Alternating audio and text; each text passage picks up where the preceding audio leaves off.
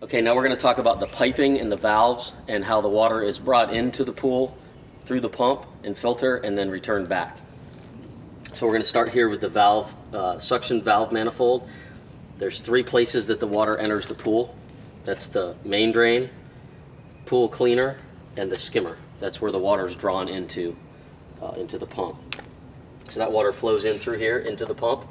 It leaves the pump and goes into the filter. This is the filter here that cleans the water. Then from there the water travels through the heater. Even with the heater not on, the water is traveling through there all the time. The water leaves the heater and then comes through the salt cell. The salt cell is what generates your chlorine for the pool. After that, it feeds into the return manifold, which is your pool returns, the jets in the side of the pool, and this pool happens to have a fountain, a little bubbler on the sun shelf.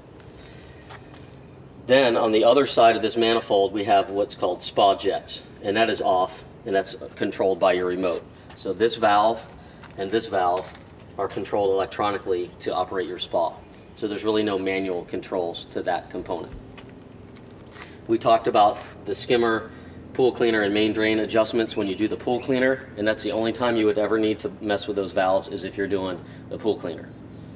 On this side, these two valves here, the fountain and pool return, if you wanted the fountain to go higher, you could make sure it's open all the way, and you could actually turn the pool returns down. By decreasing the flow to the pool returns, you're going to increase the flow to the fountain and make that fountain go up higher. The same is true for the reverse. If you open the pool returns and you turn the fountain down, it's going to put more water through the pool returns. There's really not a need to do a whole lot with these manual valves unless you wanted to adjust that fountain height or something like that, but for the most part, once they're set, you don't really need to do anything else with them.